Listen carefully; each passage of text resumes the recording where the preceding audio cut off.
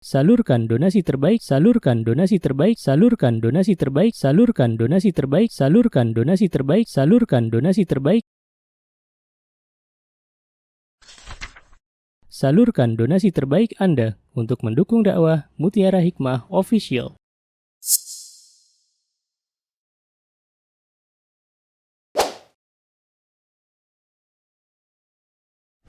Mari kita ikut serta dalam pembebasan tanah wakaf untuk pembangunan Masjid Mutiara Hikmah.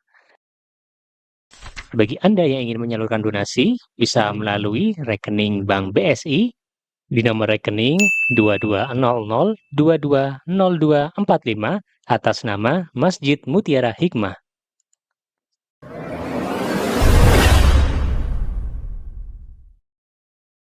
Teman-teman akhwati fillah rahimani wa rahimakumullah, para peserta kajian dari Surabaya Mengaji dan teman-teman yang lainnya. Hari ini insyaallah kita akan kembali belajar tentang pembahasan dari kitab Tarbiyatul Abna karya Syekh Mustafa Al-Adawi hafizahullahu ta'ala. Dan kita akan belajar tentang arti bahwa anak-anak kita akan menjadi fitnah, gitu ya. Jadi anak kita itu antara perhiasan dan ujian keimanan, gitu ya, masya Allah ya. Nah, ujian perhiasan kita sudah pernah membahasnya dalam surah Al-Imran. Ya Allah menyebutkan apa? Zuyyina lin-nasi hubbu syahawati minan nisa'i wal banina wal qanatiril muqantarah. Kata Allah, jadikan indah pada pandangan manusia kecintaan kepada apa-apa yang diingininya, yaitu apa? Wanita-wanita, anak-anak. Jadi anak ini adalah perhiasan dunia ya akhwat. Subhanallah. Nah, kita sudah pernah membahas itu. Hari ini kita akan belajar apa yang dimaksud dengan anak itu adalah ujian, fitnah bagi orang tua. Subhanallah. Dan kita tahu bersama bahwa di antara fitrah kita sebagai orang tua, fitrah kita ya teman-teman, subhanallah, itu sangat mencintai anak-anak. Ya. Seorang nenek mencintai cucunya, seorang ibu mencintai anaknya. Itu semua sudah fitrah. Ya. Maka jikalau ada orang tua tidak mencintai anaknya atau justru membenci anaknya, berarti sudah di luar fitrahnya sebagai orang tua. Perlu dipertanyakan. Ya. Karena fitrahnya orang tua itu, Allah Subhanahu wa taala menjelaskan bahwa fitrahnya orang tua itu mencintai anak-anak. Ya, al-malu wal banuna zinatul hayatid dunya. Harta dan anak-anak itu adalah perhiasan kehidupan dunia. Di mana Syekh Sa'di rahimahullahu taala ya dalam menafsirkan ayat ini, yaitu dalam surat Al-Kahfi ya teman-teman ya. Kata Syekh Sa'di, yang dimaksud dengan anak-anak dan harta itu adalah perhiasan dunia adalah kecenderungan. Nah, ini nih. Jadi kecenderungan kita sebagai orang tua itu adalah mencintai anak-anak. Ya. Jadi subhanallah ya teman-teman. Tapi tentunya ya ketika kita mencintai anak-anak kita, maka jangan sampai anak-anak kita justru kita jadikan sebagai sesuatu yang berlebihan dalam mencintainya. Ya kita tidak boleh ya mencintai anak kita melebihi cinta kita kepada Allah Azza wa Jal. Jadi tetap ya yang namanya cinta kepada Allah Subhanahu wa taala itu dinomor satukan ya. Nah, Syekh menyebutkan sebuah surah dalam surah At-Taghabun ya akhwat, boleh dibuka silakan teman-teman yang ada Al-Qur'an atau mushaf ya. Dalam surah At-Taghabun ayat 15 ya. Apa kata Syekh? Syekh menyebutkan, menukilkan firman Allah Subhanahu wa taala dalam surah At-Taghabun, a'udzubillahi minasyaitonir rajim. Innama amwalukum wa auladukum fitnah. Sesungguhnya amwalukum, harta-harta kalian, amwal itu jadi kata malun ya. Wa auladukum, dan anak-anak kalian, berarti anaknya lebih dari satu ya, karena dalam bahasa Arab itu kalau disebut anak satu waladun, Kalau jamaknya aulad. Maka ketika Allah di sini menyebutkan auladukum berarti anak-anak. Begitu pula dengan mal. Ya, harta. Kalau bentuk mufradnya, tunggalnya itu malun. Kalau jamaknya amwal. Dan di sini Allah Subhanahu wa taala menyebutkan jamak amwalukum wa auladukum fitnah. Nah, yang dimaksud fitnah di sini itu apa ya akhwat? Ya subhanallah, kita harus tahu, belajar. Ya jangan sampai kita paham, ya sering kali kita memahami bahwa Allah Subhanahu wa taala menjadikan anak-anak kita itu fitnah. Tapi kita tidak tahu yang dimaksud fitnah anak-anak itu maksudnya apa. Sekarang kita belajar, ya. Jadi teman-teman, arti dari kata fitnah dalam Islam itu ya, anak menjadi fitnah itu adalah anak-anak bisa menjadi ujian atau cobaan bagi kita sebagai orang tuanya. Maksudnya bagaimana Ustazah kok ujian? Iya, ujian ketaatan kepada Allah ya. Karena terkadang anak itu dapat menjadi penyebab orang tua atau kita nih lalai dari mengingat Allah. Lalai dari melaksanakan kewajiban-kewajiban kita. Sibuk dengan anak sampai lupa untuk sholat. Sibuk dengan anak sampai lupa untuk lupa untuk mengaji. Ya, saking cintanya kepada anak, ada kewajiban haji tidak mau ditunaikan. Ya. Kenapa? Karena cinta kepada anak berlebihan. Padahal yang namanya mengerjakan rukun bagian dari kewajiban kita sebagai hambanya Allah Subhanahu wa taala, rukun agama, ya rukun iman. Jadi jangan sampai orang tua ketika sudah saatnya sholat masih sibuk ngomong anaknya. Sudah saatnya umroh atau haji misalnya ya masih berat untuk meninggalkan anaknya. Ya. Nah ini yang dimaksud dengan yang namanya anak itu adalah ujian bagi kita dalam mentaati Allah Subhanahu wa ta'ala. Ya, subhanallah ya akhwat, ini banyak loh. Banyak orang tua yang akhirnya demi anaknya, karena pengen nyenengin anaknya, rela untuk melanggar syariatnya Allah Subhanahu wa ta'ala. Ya, misalnya contoh realnya pinjaman yang bersifat riba gitu ya. Pinjol kah atau mungkin pinjam ke rentenir kah gitu ya. Untuk apa? Untuk memenuhi kebutuhan anaknya. Ya, untuk memenuhi kebutuhan yang sifatnya bukan kebutuhan dasar. Ya, mungkin masih bisa dipertimbangkan kalau memang itu kebutuhan dasar untuk makan, untuk minum. Tapi kebanyakan, ya subhanallah, orang tua zaman sekarang pengen nyenengin anaknya, pengen membelikan motor, pengen membelikan sepeda baru, pengen membelikan misalnya sepatu baru yang harganya cukup mahal. Itu kalau ndak punya uang dipaksa-paksakan. Ya. Endingnya apa? Akhirnya ya karena anaknya pengen sesuatu dan orang tuanya ndak tega, maka akhirnya pinjamlah ke pinjaman online. Pinjamlah ke tempat di mana di situ ada riba di dalamnya. Nah, ini hati-hati. Ya, banyak orang tua yang akhirnya gagal dalam mendidik anak ya karena ternyata melanggar perintahnya Allah Subhanahu wa taala dan Rasulnya untuk membela anaknya. Nah, jadi jangan sampai anak-anak kita justru melalaikan kita dari mentaati Allah Subhanahu wa taala. Ya, misalnya jadwalnya kita untuk mengaji, misalnya untuk belajar menuntut ilmu, ya karena masih pengen sama anaknya, masih pengen bermain, akhirnya kita tidak menuntut ilmu. Padahal menuntut ilmu itu adalah bagian dari kewajiban yang diwajibkan untuk kita semuanya. Baik, kemudian ada lagi ujian apa? Misalnya nih, ya ujian kesabaran. Ya, fitnah itu ujian. Tadi ujian ketaatan kepada Allah. Yang kedua ujian kesabaran. Membesarkan anak itu ya akhwat, membersamai anak-anak itu memerlukan kesabaran yang besar. Ya subhanallah. Terutama orang tua yang dikaruniai oleh Allah Subhanahu wa taala dengan anak laki-laki. Ya Allah, saya tuh lihat ya, ibu-ibu muda zaman sekarang itu ada banyak yang kewalahan dalam membersamai anak-anak, terutama anak laki-laki. Ya. Kenapa? Karena biasanya anak laki-laki itu lebih aktif daripada anak perempuan. Ya. Masya Allah. Maka bagi teman-teman yang saat ini dikaruniai oleh Allah Subhanahu wa taala anak laki-laki, ya, anak laki-laki ini adalah ujian bagi kita. Ya, kita sabar atau enggak? Kita sabar atau tidak? Ya, kemarin ada ketika saya mengisi di luar kota itu ada dulu murid saya di pondok pesantren di Yogyakarta sekarang sudah punya anak. Ya, berarti saya sudah punya cucu ya.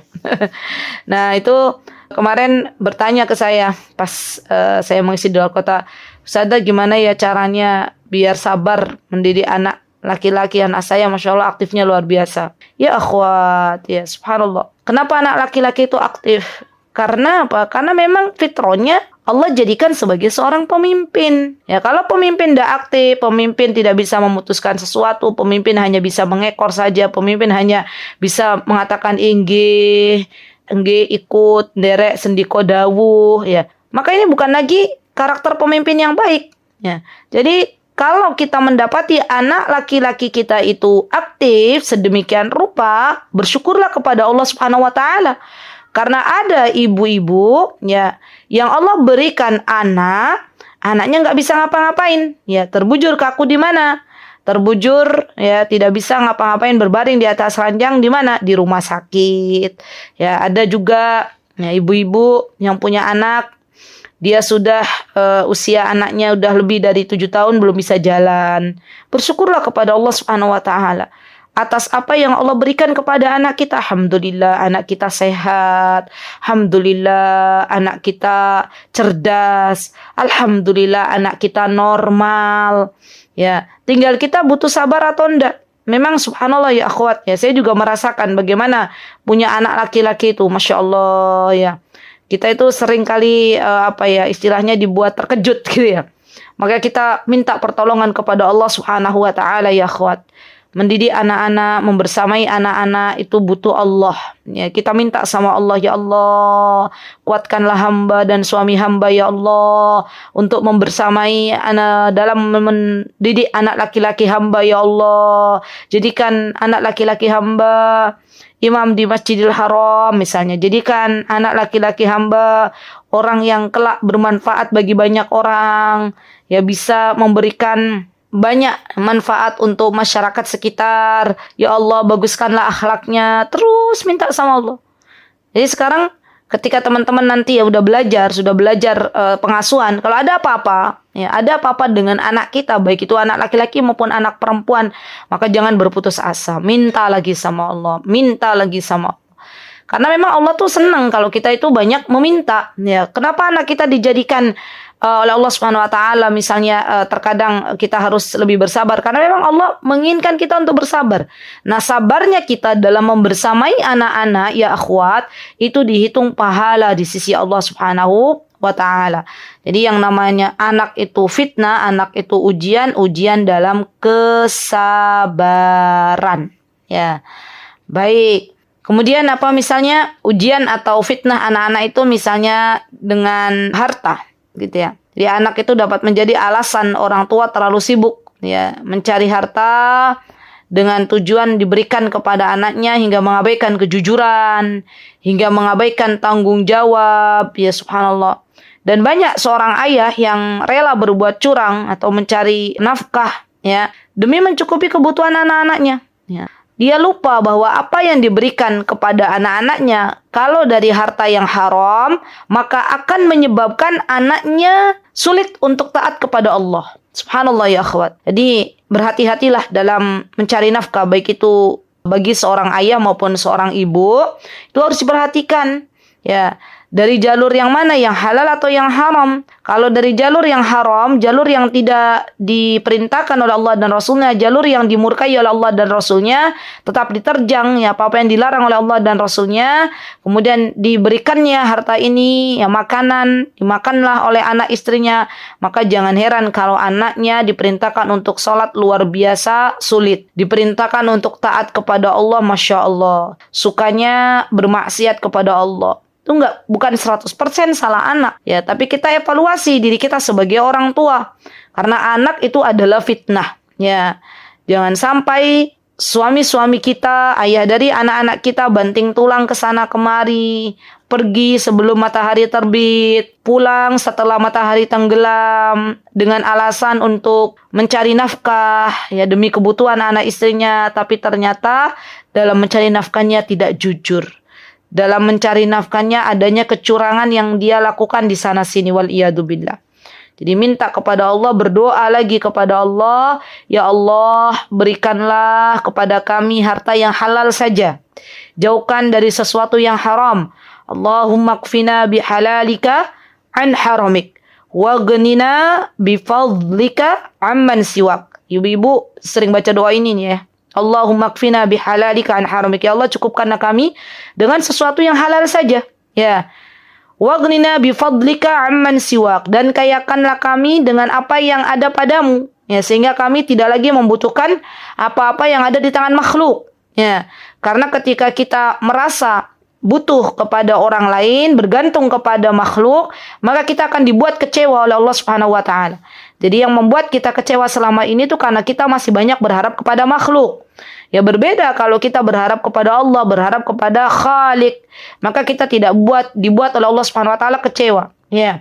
Jadi evaluasi diri kita masing-masing ya akhwat, apakah selama ini kita masih banyak mengharap kepada makhluk ya, kepada sesama manusia, atau kita berharap kepada Allah Subhanahu wa taala. Baik, kemudian arti dari anak itu adalah sebagai fitnah atau ujian ya. Termasuk di dalamnya adalah ujian keimanan. Ya, ujian keimanan. Subhanallah ya akhwat ya. Ada cerita ya akhwat bahwa seorang ayah ibu ya, ketika melihat ya, anaknya diberikan harta yang berlimpah oleh Allah Subhanahu wa taala. Kemudian anaknya lambat laun ya, dengan harta yang Allah berikan itu akhirnya murtad ya. Dan anaknya mengajak ayah ibunya untuk murtad. Walillahil hamd ya. Ayah ibunya ini tetap berada dalam nikmat hidayah, ya nikmat keimanan. Ya, alhamdulillah Allah yang menjaganya. Dan tidak ada yang lebih menyedihkan ya akhwat, ketika orang tua punya anak ya, dari kecil dibesarkan, dididik ya. Ternyata naudzubillah summa naudzubillah, ketika sudah besar ya keluar dari agama yang mulia ini. Maka kita berdoa kepada Allah Subhanahu wa taala, ya Allah, jagalah agama kami dan orang tua kami, anak-anak keturunan kami. Janganlah engkau berikan musibah dalam agama kami. Nah, ini penting nih akhwat. Ya, wala taj'alid dunya akbaru hammina, wala taj'alil dunya akbaru hammina, wala mablaghu ilmina, wala tusallit alaina man la yarhamuna. Wala taj'al musibatana fi dinina. Nah, ini penting nih. Wala taj'al musibatana fi dinina. Ya Allah, janganlah engkau berikan musibah pada agama kami. Ya, ini sesuatu yang merugikan. Ya, ini selalu kalau sekarang ya saya dan suami itu kalau ada apa-apa, misalnya Allah Azza wa Jalla menguji sesuatu dengan dunia, maka kami katakan ya ini hanyalah ujian dunia gitu ya. Kemarin ya akhwat ya sempat ketika kami berkunjung ke Masjid Nabawi ya, itu kami saya mencari guru saya yang biasa saya temui di pintu 25 waktu itu. Jadi saya itu pernah bertemu dengan salah satu syekhoh di Masjid Nabawi yang beliau itu kalau subuh ya, di waktu subuh itu beliau mengajar ya, setiap ba'da subuh. Mengajar apa? Mengajar para zairat, orang-orang yang sedang berkunjung ke Masjid Nabawi, mengajar Al-Quran. Ya, jadi siapa yang mau baca di hadapan beliau, nanti beliau koreksi. Ya langsung itu, ya melihat mulut gitu ya, syafawi. Nah, ini belajar Al-Quran yang benar tuh begitu. Kita dengan guru kita bertemu dan kita langsung setor gitu loh. Walaupun zaman sekarang ya diperbolehkannya belajar Quran online, tapi lebih afdal, lebih baik itu belajar secara langsung. Nah, ketika itu ya saya cari itu beliau di pintu 25 ya. Kok enggak ada. Akhirnya saya meminta kepada Allah, berdoa kepada Allah. ya Allah, di manakah syekhot tersebut ya?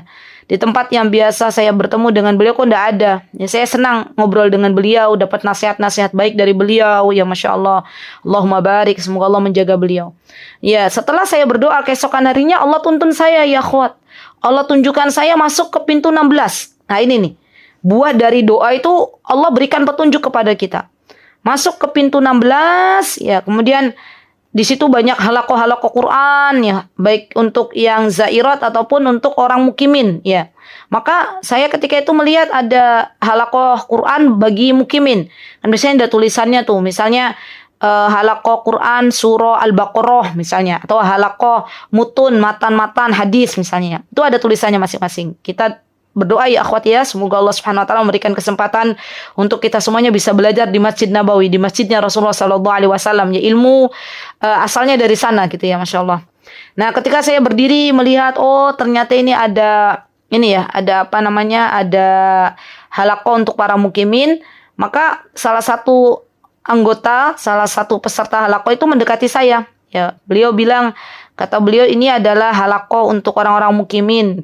Terus saya tanya, ya untuk zairat di mana? Itu tuh di dekat tempat Al-Quran waktu itu ya. Rak Al-Quran beliau tunjukkan tuh di sana. Oh iya, saya datangi ke sana ya akhwat, dan saya Masya Allah terkejut ketika saya mendapati guru saya, Syekho itu ada di situ gitu loh. Ya Masya Allah senangnya luar biasa. Ya, saya salami beliau dan saya cerita, ya di mana engkau wahai guruku yang mu'allimati, ya saya cari-cari di pintu 25 tidak ada ya. Masya Allah saya lihat dari muka beliau tersenyum ya, kemudian beliau juga tanya kabar saya, tanya kabar jamaah gitu ya, Masya Allah. Nah kemudian beliau bercerita, ini hikmahnya ya, ini faidahnya. Kata beliau 1 tahun ini saya diuji oleh Allah dengan sakit ya, jadi sakit. Beliau 1 tahun ya tidak bisa ke Masjid Nabawi, tidak bisa mengajar, dan beliau bertahmid kepada Allah. Kata beliau, alhamdulillah, alhamdulillah ala kulli hal, hakadad dunya. Kata beliau, beginilah dunia, kata beliau. Dunia itu melelahkan. Dunia itu terkadang kita diberikan sehat, diberikan sakit, ya itu udah biasa, kata beliau. Kadang diberikan ujian kemiskinan, ya ujian kekayaan, itu biasa, kata beliau. Dan beliau katakan, saya bersyukur kepada Allah, kata Syekh ini, atas apa yang telah menimpa saya. Allah uji saya dengan musibah dunia. Dan Allah tidak menguji saya, tidak memberikan musibah bagi agama saya. Ya, subhanallah. Yaitu nasihat yang beliau tidak menasehati saya. Ya, beliau tidak memakai nasihat kamu harus begini, kamu harus begitu, tidak. Tapi ketika beliau berkata-kata, ketika beliau mengucapkan sesuatu, itu menjadi pelajaran bagi saya yang mendengarkan. Nah, ini yang Masya Allah ya, ini pesan secara tidak langsung ya, mengajarkan kepada saya bahwa selagi itu adalah musibah, ujian yang Allah berikan bersifat dunia, maka bersyukurlah kepada Allah. Ya, bersyukurlah kepada Allah. Manakala kita diuji dengan dunia, diuji dengan harta, diuji dengan anak-anak, diuji dengan suami, diuji dengan tetangga, diuji dengan orang-orang yang ada di sekitar kita. Itu dunia. Ya, yang paling mengerikan adalah ujian ketika Allah Azza wa Jalla berikan musibah agama. Ya, misalnya tadi ada orang tua punya anaknya murtad misalnya.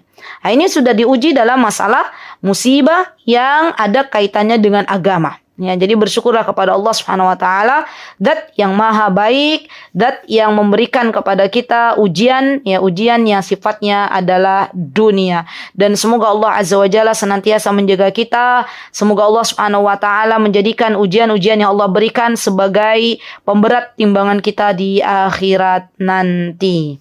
Baik, kemudian Syekh juga menjelaskan dalam kitab beliau surah At-Taghabun ayat 14. Kalau tadi ayat 15, kemudian Syekh melanjutkan ayat ke sebelumnya, ya ayat ke-14. Apa kata Syekh dalam buku beliau? Ya, beliau menjelaskan surah At-Taghabun dengan firman Allah, A'udzubillahi minasyaitonirrajim.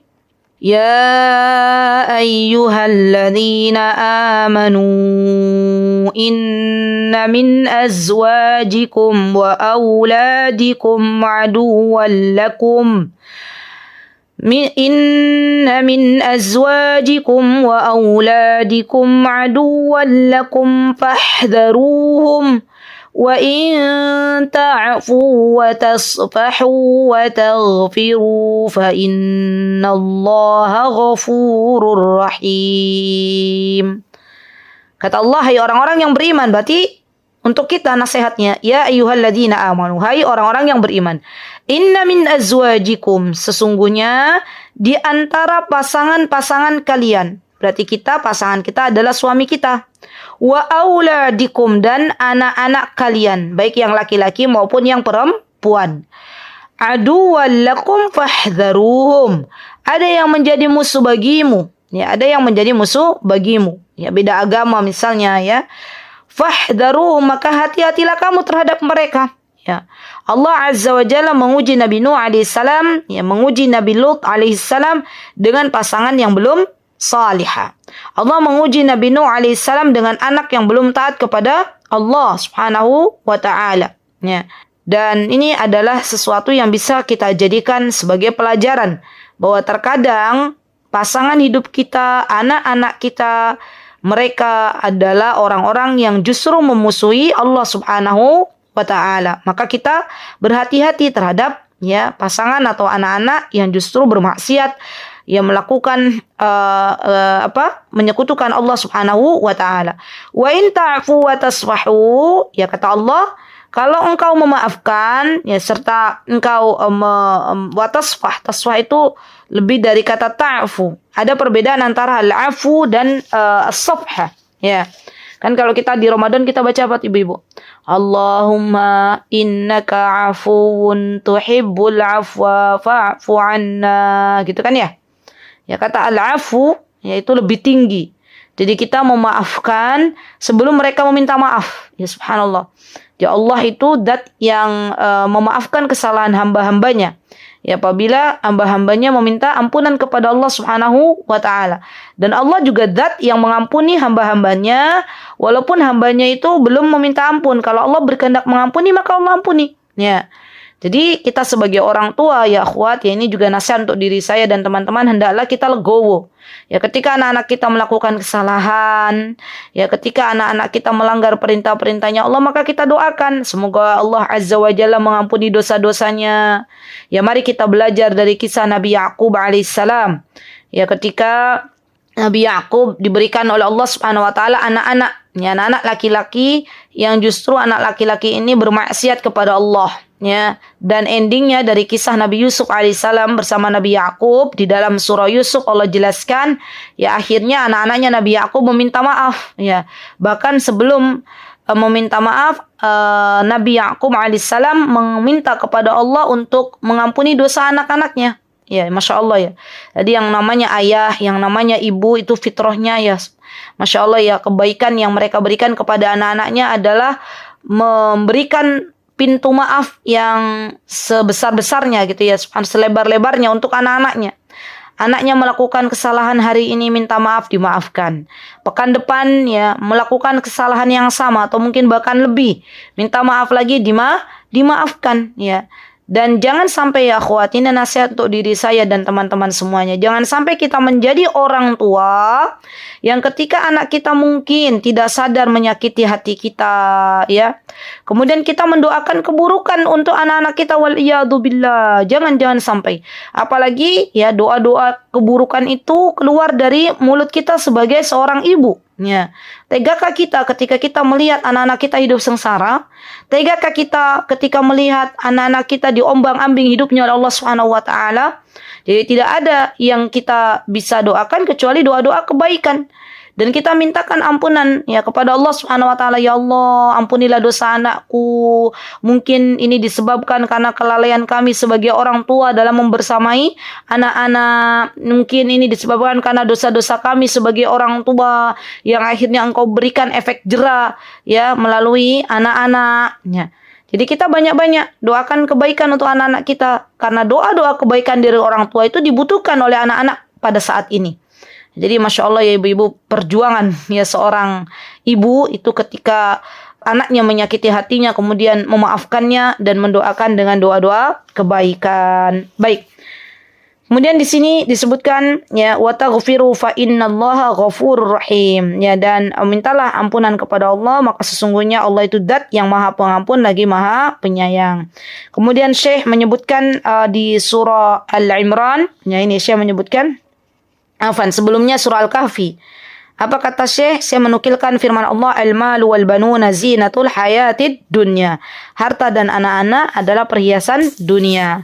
Ya, nah, kemudian Syekh menjelaskan dalam surah Al-Imran ayat 14 yang tadi saya sebutkan, zuina linnasi hubbus syahawati minan nisa'i wal banin. Ya, di garis bawahi al-banin itu anak-anak. Ya. Jadi Allah jadikan indah pada pandangan manusia kecintaan kepada apa yang diingininya, yaitu wanita-wanita dan anak-anak. Ya, tidak ada keraguan di dalam hati kita bahwa sesungguhnya anak ini adalah fitnah atau ujian bagi orang tuanya.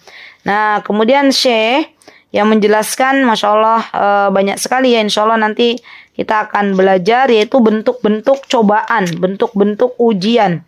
Ya, apa saja bentuknya? Ya, Syekh akan menjelaskan poin-poinnya, Masya Allah. Ya, dan ini contoh-contoh real yang beliau bawakan, ya, baik itu dari kehidupan yang beliau lihat ataupun dari Al-Quran. Ya, jadi nanti insya Allah kita bertemu di pertemuan yang akan datang ya akhwat. Ya, semoga apa yang dibawakan oleh beliau baik dari contoh-contoh dari Al-Quran maupun dari hadis-hadis Nabi kita Muhammad SAW ataupun dari kisah-kisah yang sahih bisa kita ambil pelajaran di kemudian hari. Ya, karena ini penting bagi kita untuk mengambil pelajaran dari orang-orang terdahulu atau mengambil pelajaran dari Al-Quran itu sendiri. Ya, aqulu qawli hadza wa astaghfirullah li wa lakum wa akhiru da'wana alhamdulillahi rabbil alamin. Assalamualaikum warahmatullahi wabarakatuh.